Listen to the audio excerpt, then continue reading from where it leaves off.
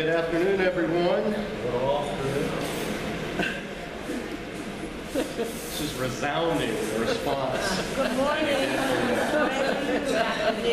Welcome back. I'm just going to take it that it's because the food is that good. This is one of my favorite things that they serve here. This is, remember in Genesis? Who was here for Genesis? When Jacob sold his birthright? This is what he sold it for. A pot of bread. Exactly like that. That's right. A pot of, as the Hebrew said, red stuff. I really do love this stuff. I'm getting it to go container. So,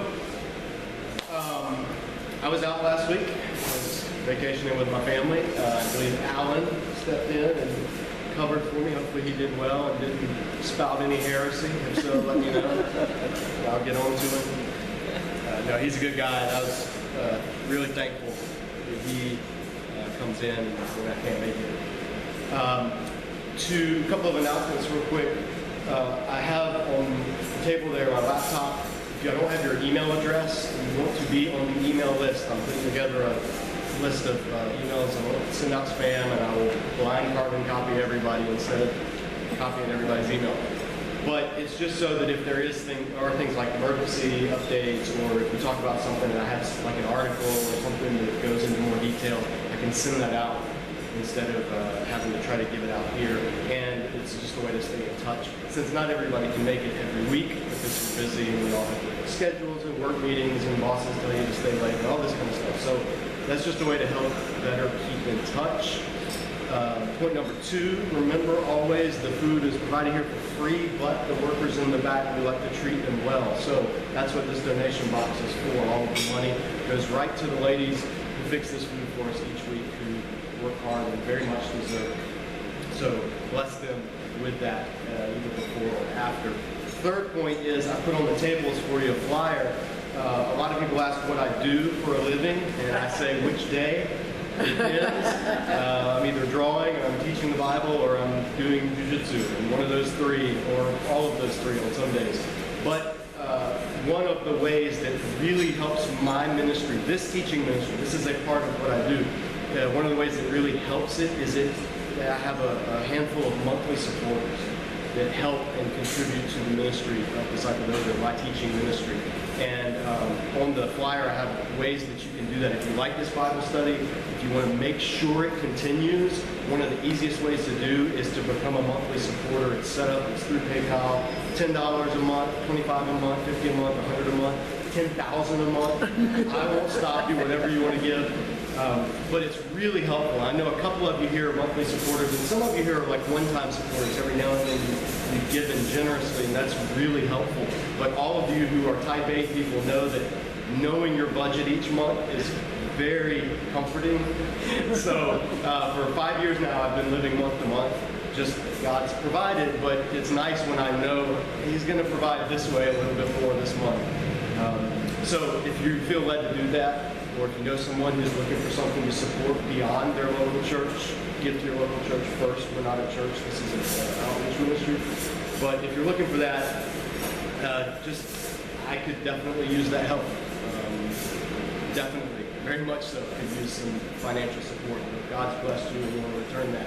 I'm not promising a seed miracle.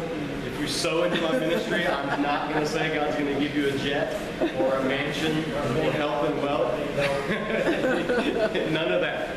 So, but you will get a couple of resources that I put out if you want, and you will know that you're helping a starving artist / Bible teacher. So with that being said, let's get into the Bible teaching part. 2 weeks ago, we started in Exodus in the covenant code. This is the part where, let's get back on track. Israel has camped around the base of Mount Sinai. Moses has gone up the mountain with the elders of Israel. God has appeared on the mountain in fire and earthquake and lightning and thunder and cloud and all of those things that God does when He shows up in the Old Testament, which are called theophanies, appearances of God. And it's this incredible moment, and God is making the covenant with Israel. This is Israel's wedding. The prophets will look back on this and describe this event as Israel's wedding, when God took His bride into the wilderness and took her to Himself as His bride. This is the wedding ceremony. These are the vows, so to speak. God is making the covenant with his people as a nation, and he's saying, these are the kind of laws that I'm giving you. And he started with the 10 words. Some people call them the 10 Commandments, but the Hebrew text calls them the 10 words. And he gave them the 10 words that covered all aspects of their society, from their vertical relationship with God to their horizontal relationships with one another, to their inward relationship of the concept of coveting in their heart. So the 10 Commandments started with loving God above all else, and it ends with don't covet anything of your neighbors, which is a way of reflecting love of neighbor. And so they're kind of bookended within that. Now the next section of the covenant code, after the people freaked out and said, this is really scary because God spoke those 10 Commandments to them. They weren't written down on stone and then Moses gave them to the people. God audibly spoke those 10 Commandments to the people. That gets lost sometimes in the movie versions. They heard the 10 Commandments. They freaked out, as we all would if God spoke audibly to us. And they said, Moses, you go talk to God because this is too much for us to handle. And we're afraid we're going to die. So Moses went up further onto the mountain, into the cloud, and had this face-to-face meeting with God. And as the mediator between God and the people, Moses received now this expansion of those 10 Commandments, which is this book of the covenant. This is the outworking of the 10 Commandments into the society that God wanting to make Israel when they get into the land. All right, this is Israel is camped at Mount Sinai. They're in modern Saudi Arabia, it's out down here, and they're going to go straight up into the land, and they're going to take the promised land. This is God's plan. Now, in the book of Numbers, that plan will get derailed for one generation. But right now, the plan is go into the land. You're going to exercise my judgment on the Canaanites, and you're going to take that land from the people who I'm judging, who it is going to vomit out, which are the Canaanites, and you're going to live in that land, but you're not going to live as the Canaanites live, and you're not going to live the way the Egyptians lived. You are going to be different. You're going to be holy, and your purpose is going to be to reflect my relationship with you so that all the nations will look to you. The land of Canaan was at the crossroads of 3 continents. So all of the nations would look to Israel, and the plan was that they would see Israel's relationship with God in this covenant and be drawn to want to know that God and to come to have knowledge of that God through a holy, set-apart people. That's the plan. Going all the way back to Genesis 12, that's the plan. So, God's promise, I'm going to reach the world through the offspring of Abraham. That's an unconditional promise. Then, as we go on through Genesis and now in Exodus, we see that that promise is God's going to say, I'm going to fulfill that promise now through a very conditional covenant. So the promise is unconditional. It's going to happen through the seed of Abraham. But now God's going to give a certain segment of the seed of Abraham, this nation, these people, Israel, a chance to be the vehicle through which that promise gets fulfilled. Now fast forward the rest of the Old Testament, they're going to fail at that. They're going to reject those promises, and they're going to forfeit their destiny as the vehicle through which God's going to redeem the world as a nation. However, that promise he made to Abraham is unconditional, and it will be fulfilled, and an offspring of Abraham will be the means by which God redeems the world. And so God will tell Israel later in the prophets, no, I'm going to do what I intended to do, but it's going to be through you as a transformed people, not you as you are currently right now in the land of Canaan. And that's where the whole new covenant comes into play, and Jesus reconstitutes Israel around himself, the one true Israelite, and then he fulfills all of those promises that God had been making for centuries in the Old Testament. So that's where everything's headed. That's the big picture, and that's what we always have to keep in mind. Otherwise, we get sidetracked into all of these things of God making these promises just to Israel because he likes the Jews better than all the other people he hates. That's not the case. The purpose of Israel always was to be a missionary people. Always. And the part that we are in right now, the section of their story we're in, is where God is carving them out as a special nation that he's going to put in a particular land so that they will live in that land in a certain way that is both similar to and vastly different from the surrounding nations. So the laws that he gives them, we saw them 2 weeks ago and the week before that, he's going to teach them things they already know within their society, but he's going to teach it to them in a different way. So for instance, they already know what indentured servitude is. We talked about how slave is too strong a word, but servant is too light a word for what the biblical term is, the eved and the ama, the maidservant, the manservant and the maidservant. It's indentured servant, but a little more than that. But not slave like we think of slavery, because it wasn't that way. You weren't allowed to kidnap, you weren't allowed to sell people, you couldn't keep, it wasn't a slave trade. That was illegal under Israel law. So we don't really have a word for what that type of thing is, but the ancient Near East people did. They knew very well what this type of servitude entailed. And for the ancient Near East, these servants were their property. No ifs, ands, or buts. You sold yourself into slavery to pay your debts, I own you. I do what I want to you. You have no say in the matter, and you have no rights because you are no longer human. So then we see God coming along with Israel's law, taking into account this concept of slavery in the ancient Near East, servitude, or whatever you want to label it, and saying, no, they are people. Because you yourselves were slaves in the land of Egypt, and yet you were my people.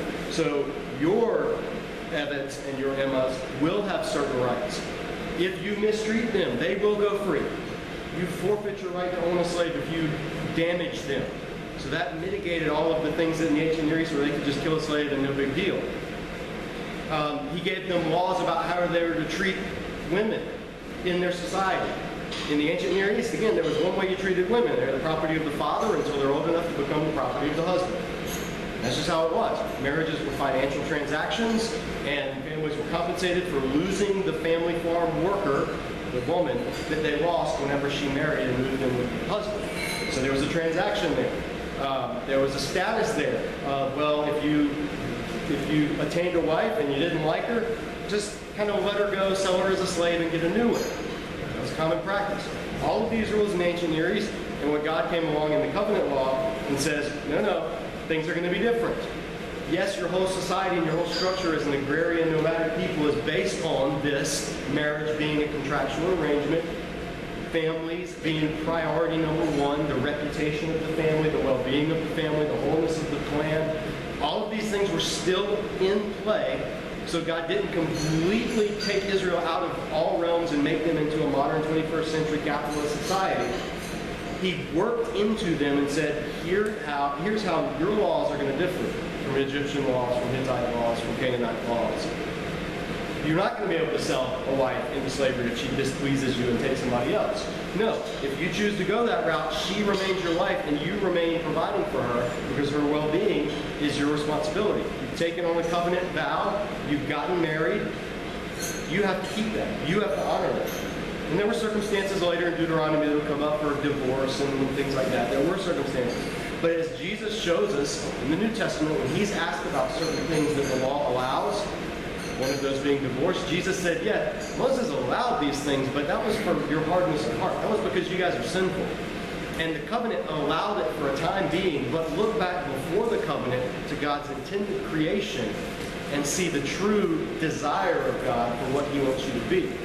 And what Jesus does in that moment in the New Testament Gospels is he gives us a huge clue for interpreting the Torah, interpreting the law. And that huge clue is that it was temporary. It was not God's law for all people in all nations at all times. It wasn't. It was God's law for his covenant people in the 2nd millennium BC in the land of Canaan as a formerly nomadic agrarian society.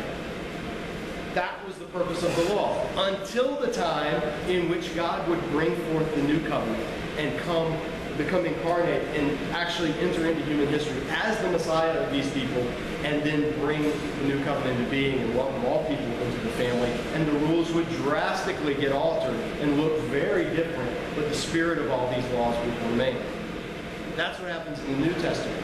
So then now we stand on this side looking back at the Old Testament through the lens of Jesus, through the cross, through the covenant shift that has occurred, and we look back at the law, and our job now is to do what Paul did, and to say, here's the law. What was it teaching Israel about God? Not how do I apply every law today in that setting. If you look at the New Testament, I have a whole section on this in my Bible for the rest of this course. We look at an example, specific example where Paul does this with the law in Deuteronomy about muzzling ox when they tread out grain, and he applies it to paying the pastors, which is just on the surface seems so weird. But when you see how his logic works and how he's doing it, then you understand, oh, okay, so for the New Testament believer, our goal is to look to these laws, read these laws, understand these laws in their context first, as best we can, and then ask, what is God communicating to his people in that context, and which of those principles carries over into our New Testament context? And what you see is that God reveals himself and the type of God he is and the type of people he desires his people to be through the laws, but not by us taking those laws and applying them today, or picking some that we like and applying them today. You know, well, we like this law, do not murder, okay, that's a good one, so that's still in effect, but don't sow two types of seeds in your field, that's not in effect anymore. You know, we like the sexual morality laws, we like those, so those are still in effect, but the don't eat your shellfish, don't wear garments with two types of thread, like my bacon wrapped shrimp, like my cotton polyester blend, those laws are out. It doesn't work that way. It's all or nothing. And for us in the New Testament, it's nothing, because we don't keep those laws anymore. Instead, we look to those laws, we see the principles that those laws were communicating to God's people at that time, and we take those principles and apply them to us today. There's a really good book on this if you're really interested in how this works. You have questions about it. And it's called The Old Testament Ethics for the People of God. It's by Christopher Wright. Chris Wright, he's my favorite living biblical scholar. I had a chance to meet him in Bethlehem last year. Amazing writer. Everything he's written, I recommend 100%. But his book, Old Testament Ethics for the People of God, gets into all of this in more detail than you could ever desire. It's about 600 pages. Highly recommended if you ever have questions about it. However, we are in this section now. So last week, the section was about these laws and how they relate to people, persons, relationships. Now we're moving into this section, and specifically capital punishment and capital offenses against the law. Now we're moving into the section in the covenant code that's going to deal with, it's going to move from capital offenses and the taking of life and someone murdering someone or accidentally killing someone. What do you do when someone dies and there needs to be justice? That's what the last 2 weeks ago session was about. Now we're going to move into, okay, what if that death comes not through a human hand? What if it comes through an animal? Now, for us, there are not very many bulls wandering around the streets here in South Park, right? Go to India, the funny thing is I go to India every year and teach, and it'll look like this. Not really, the landscape's not as nice, but, high-rise buildings, but there will be bulls wandering the streets because they get the right-of-way in India. So this would actually be a little more applicable to my Indian friends than it would be to us in America. However, we want to look at this and see what God is communicating through these laws so we can see the type of God he is. He's speaking to an agrarian society. There were no tractors. There were no bobcats or backhoes. There were no road construction crews. If you wanted to dig a ditch, you did it with your hand, or you strapped something to a big animal and let it drag it through the dirt. That's how it worked. So in that setting, your hired hands, your workers, your servants, your manservants, your maidservants, they were dealing with animals. Some of those animals were cute and cuddly. Some of those animals were big and dangerous. Some had wool, some had horns. Makes a big difference. So they would encounter times when those animals would be stolen, would be lost, would be killed by other animals, like predatory animals, or would actually end up hurting people. So these are the type of laws now that God is giving to them, and this is where it's very different from our context. We just read over this and go, this is weird. I've never even seen a farm. I don't know how any of this works. What's going on? This is what God's saying to them. So he's going to start out with some laws that actually have parallels in the ancient Near East. The Babylonian laws and the Akkadian laws that were around the same time period that you can read on any library shelf with ancient Near East volumes. NIV flips back and forth between bull and ox, and I don't know why, because it's kind of confusing. The word throughout is bull. So they had laws for when a bull gores someone. Goring means the bull takes its horn and pushes it into you, and you die, or you're injured. That's what happens when the people in Spain, they do bullfighting, and sometimes they miss, and the bull gores them. I secretly applaud, because that's what they deserve. Hey, you want to poke a bull with a sword? He gets to poke back with his horn, and you don't get to complain if you die. But these kind of laws were what happens in those cases. So we start in verse 28, chapter 21. It says, if a bull gores a man or a woman to death, the bull must be stoned to death, and its meat must not be eaten. The owner of the bull will not be held responsible. So the first principle, if an animal kills a person, that animal dies. Now, we would think, well, what did the animal do to deserve it? Well, this is not about what the animal did to deserve it as much as protecting the rest of the people from an animal that has been shown to be dangerous. So an animal that has killed someone is an animal that must die. However, it's taken human life, and God has established throughout Scripture, all the way Genesis, all the way up to where we are now, that human life demands avenging. Human bloodshed demands that blood be shed of the one that took it. Human life requires some type of atonement or something. So very symbolically, the animal is not just killed, but it's killed in a way that states, that shows, that teaches dramatically, taking human life is not acceptable, even for an animal. So it's stoned to death rather than butchered and the meat sold or eaten or whatever. It's like, no, this animal actually killed a person, and human life is so valuable that this animal's life will forever remain a testimony. You're going to stone it, one, because it's an unsafe animal. So to put it to death, you're going to do it from a distance.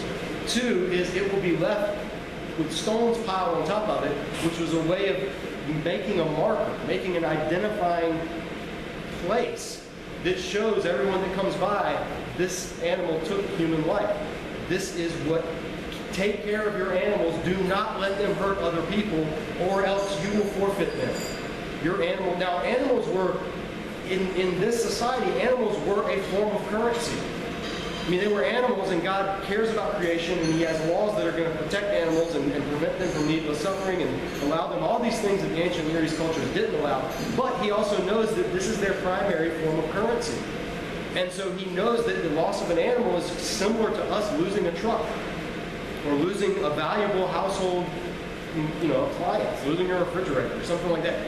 And so there's a very stiff penalty if your animal ends up killing someone.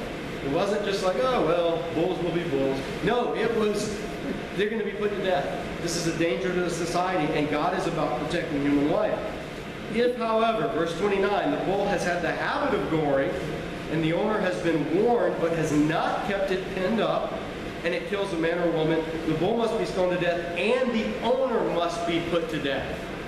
So now, if it comes that, well, this is your bull, and it's shown signs of hostility in the past, maybe it nipped somebody, maybe it gored somebody and they didn't die, but it has shown to be dangerous, and you did not see to it that that animal was kept from doing it again, your life is forfeited because you took the life of the person that died. We would call this maybe like negligent homicide or something like that. But it was the death penalty. So even a secondary cause, if it was the person's fault and they had been warned and they had known about it and still allowed it to happen. So God is building in a society where you're not only responsible for your actions, you're responsible for the actions of your farm implements, the actions of your tools, the actions of your property, and you are to make sure that everyone around you is secure. This is the type of society that God desired. So, verse 30, however, if payment is demanded of him, he may redeem his life by paying whatever is demanded. This is the exception. The last section of this said that if somebody intentionally killed someone, murder, homicide, if somebody killed someone, they could not pay a fine and walk.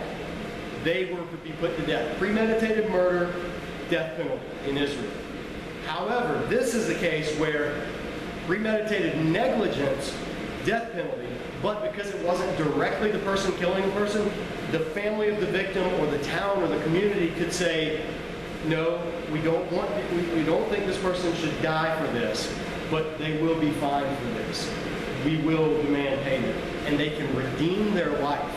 They can pay this, whatever is commanded, whatever the judges decide, and their life can be redeemed. This is one exception to when you cause someone's death through your own negligence and deserve the death penalty, but it could be commuted.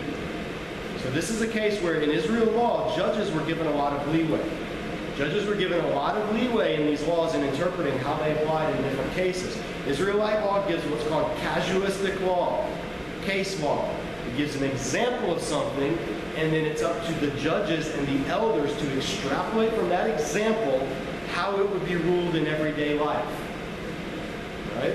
So it doesn't give exhaustive law like we have today. We have whole libraries of case law. It's in our society, if it's not illegal, it's legal.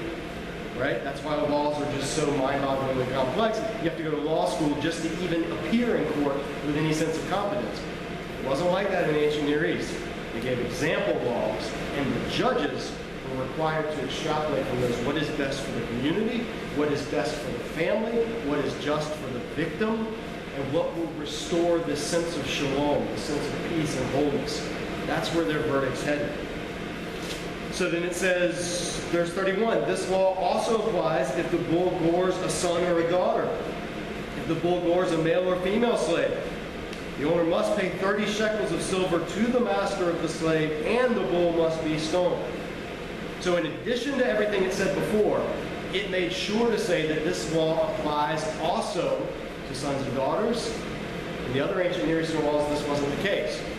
And it also applies to male and female servants. In other ancient Near East laws, this wasn't the case. God extends these rights. So if all of this happens, this is the process. He's showing the value and the sacredness of life. In addition to losing the animal, in addition to paying the fine, you also, to redeem your life, you also, if it's a male or female servant, have to pay the owner of that male or female servant because they have lost a worker through your negligence. So it was all those things plus an additional. So all of these incentives God's putting into place, not just to protect the weakest in society, but also to show the value of human life and the responsibility that his people are to have in looking after their community. Not just these little islands of individualisms, right? But rather looking out for everyone else as well as looking out for yourself.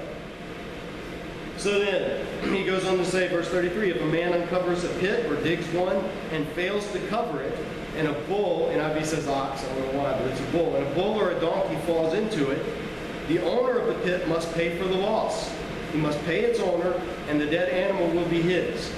So in other words, you dig a pit, you don't cover it up, whatever you're digging, a cistern, maybe you're trying to dig a new well, just a lot of reasons to dig, but you don't put a border around it, you don't cover it up, you don't warn people, and your neighbor's bull wanders and falls into it, then the animal will die. You can keep the animal because it'll be your responsibility to get it out of your pit anyway, which is a hassle. So for all of that, you can keep the animal. You can keep it skinned, its meat, whatever. But you have to pay the owner for the animal that they lost because now they're out a bull. So there's this sense of, it's not overkill. It's not like your life's not demanded for the death of the animal, and you don't have to pay 10 of your animals for it. And it's not this vengeance law. It's restore, make things right. They lost an animal because of your negligence. You have to restore their loss financially. Goes on to say, if a man's bull injures the bull of another and it dies, they're to sell the live one and divide both the money and the dead animal equally. However, if it was known that the bull had the habit of goring, yet the owner did not keep it pinned up, the owner must pay, animal for animal.